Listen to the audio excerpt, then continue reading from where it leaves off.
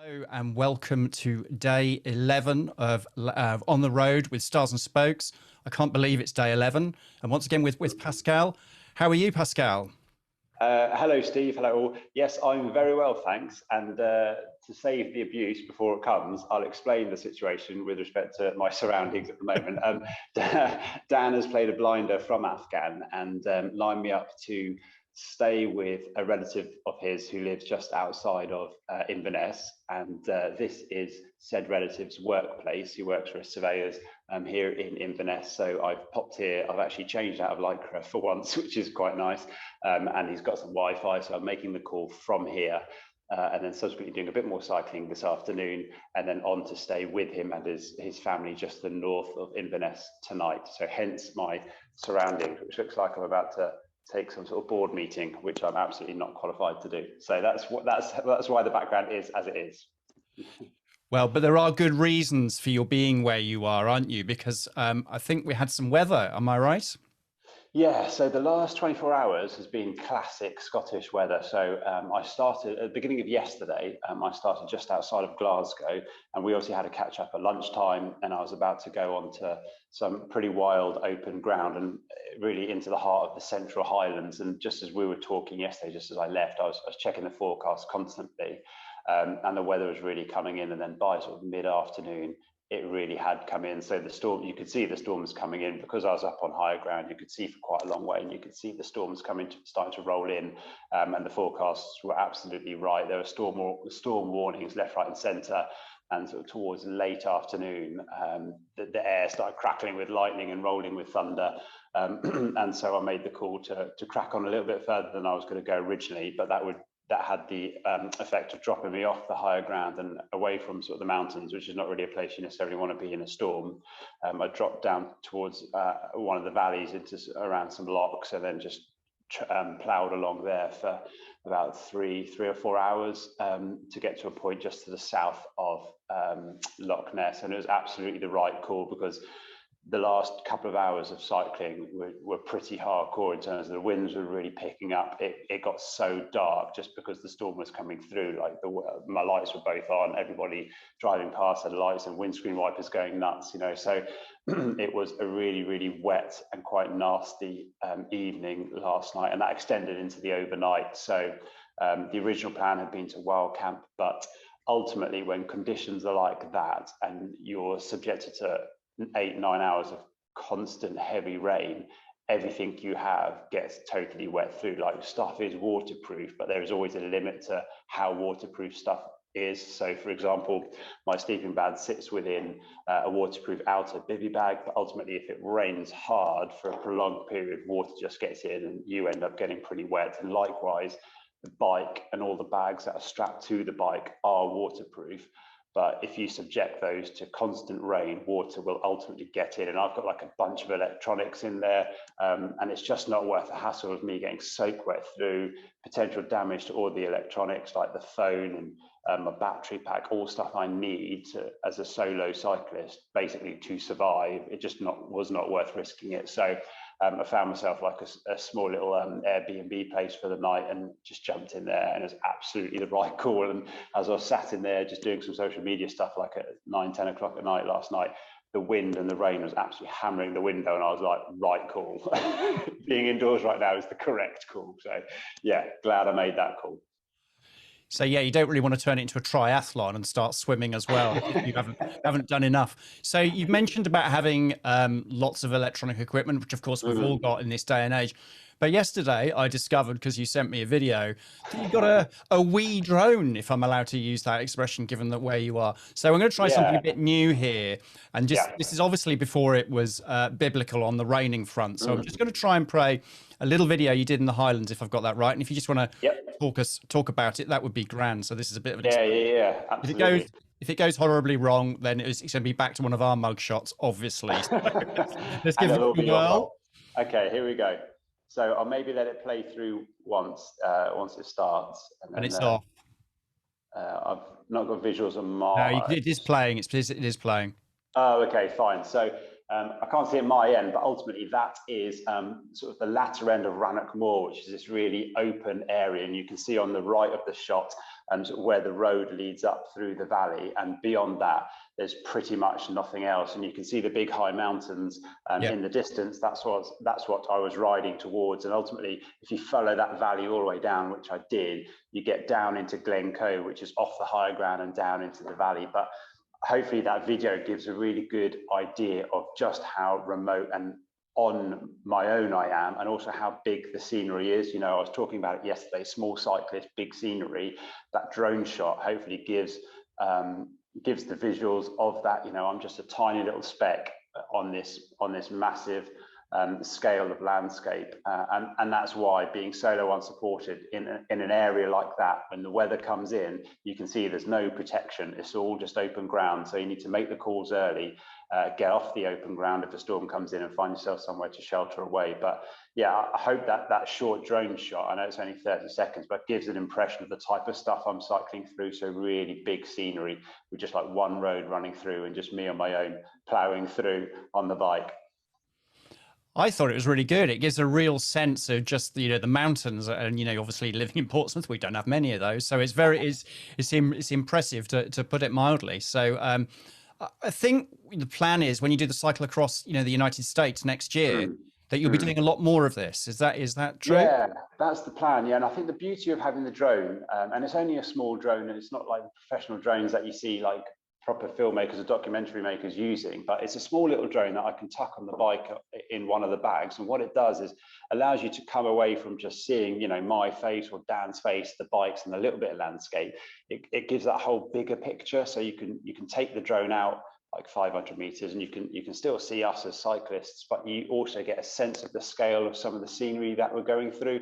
And now when you're in the southern England, maybe it's not, the scale isn't huge, but when you start coming to Scotland, the areas I'm cycling through are absolutely massive. The mountains are big, the lochs are big, and then likewise, we're in the States next year. You can probably imagine some of the landscapes. We come through California, and then the New Mexico deserts, and then we're down into the deep south. Like, it's incredible scenery, and the scale of which I think you can't really capture with just a phone taking a photo of your face. I think it's worth having the drone for that, to take some video, take some pictures to show and give a sense of how big the landscapes we're passing through will be. So that's the plan.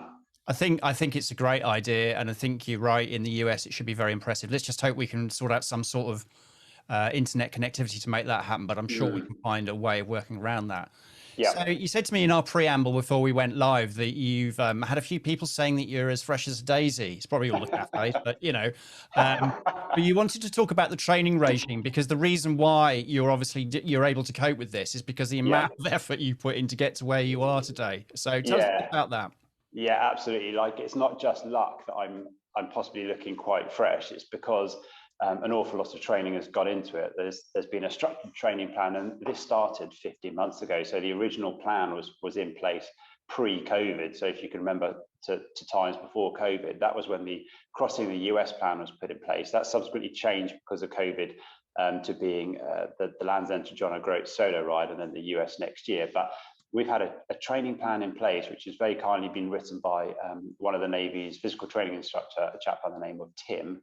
And that covers cycling over the course of the week, strength and conditioning, yoga, all sorts of stuff that makes sure that we're physically ready. Like, there's a phrase in the military, which is train hard, fight easy. So by the time you get to battle, or for us in this example, by the time we get onto the rides, that training will all be in us. And then theoretically, if the training's been right, the ride itself should just be implementing all the training goodness that's taken place. But I think it's worth bringing out the amount of time that's gone into that, because over the course of 15 months, in terms of cycle training that we're doing on a weekly basis, we're looking at around about 15 hours a week. Now, Dan and I have obviously got full-time jobs. We've both got families, we've got young children.